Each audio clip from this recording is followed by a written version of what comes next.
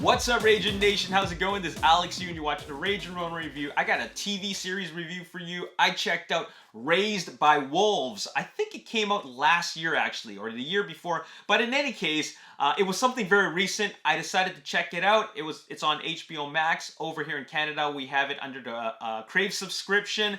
And I wanted to check it out because, first of all, it's a sci-fi series. On top of that, it's executive produced by Ridley Scott. These are ideas from Ridley Scott, and then he put out this season, which is 10 episodes, and it just felt like, okay, you know what, 10 episodes, I can get into this. And to top things off, why does it look like Aliens? Why does it look like it's a spin-off of Aliens?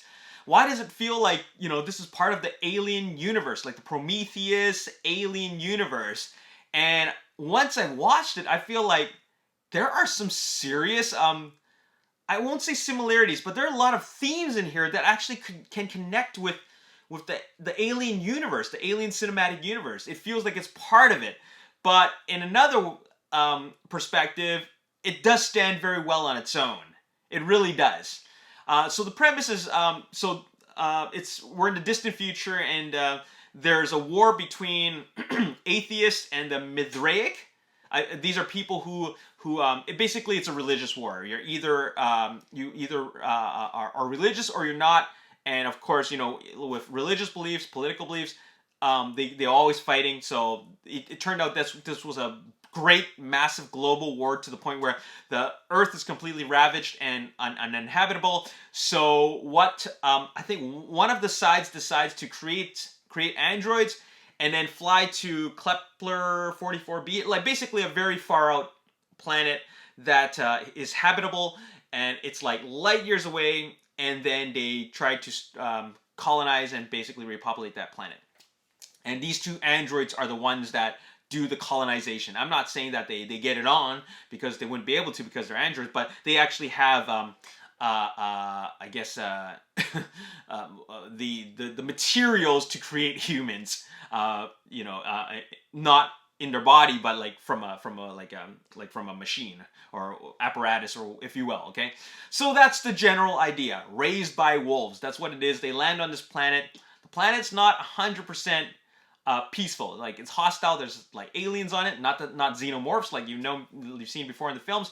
Different types of aliens. They don't really know what's really on this planet, but the idea is that they're just there to colonize and start a new way of life. Okay, so that's the general idea. But you have a spacecraft filled with these the Mithraic. This is the religious group. They are I guess they're looking for that lander, or they're also looking for another planet that's habitable, and that's when problems happen. Okay, and that's pretty much the gist of it. I don't want to give anything away. Let me tell you what I think about it. I think it's got a great beginning, very interesting. It's got a middle that kind of plateaus. It gets a bit interesting, but it's still kind of like it makes you wonder where are they going with this, and then the ending is just like, what the hell?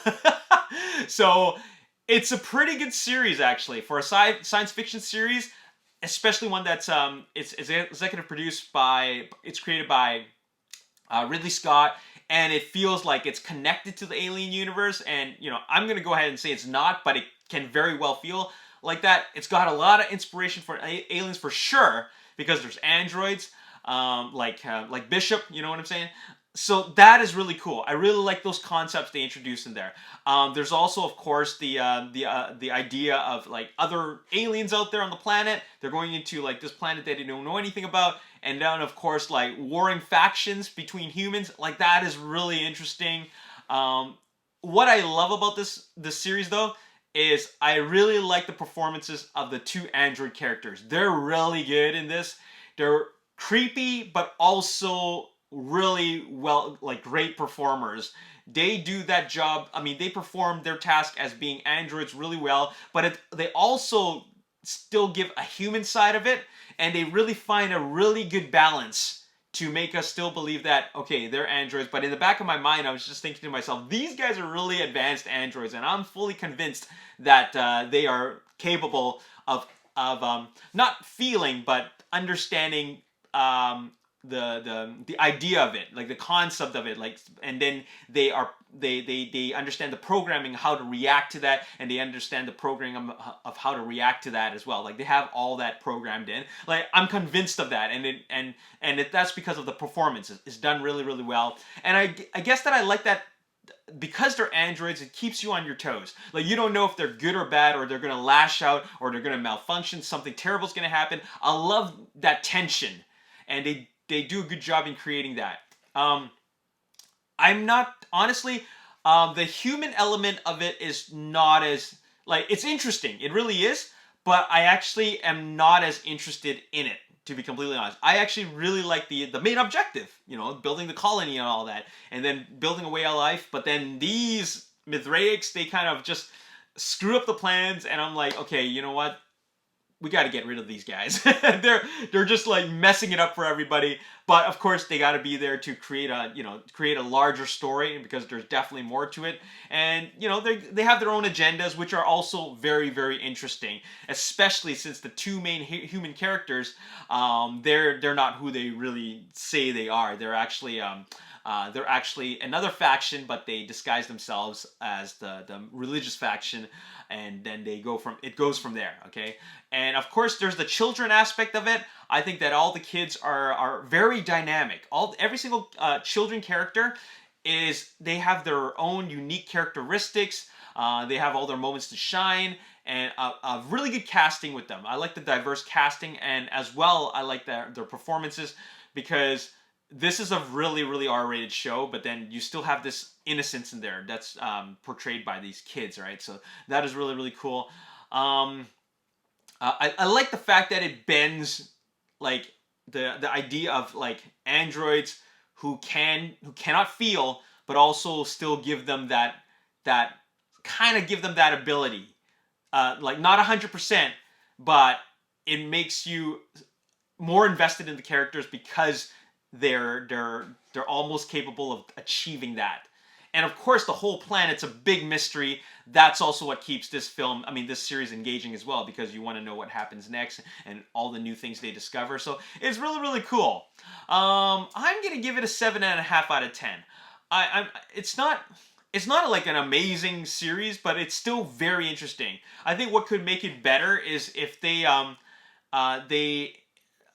guess focused a little bit more on the android aspect of it, and the planet exploration aspect of it.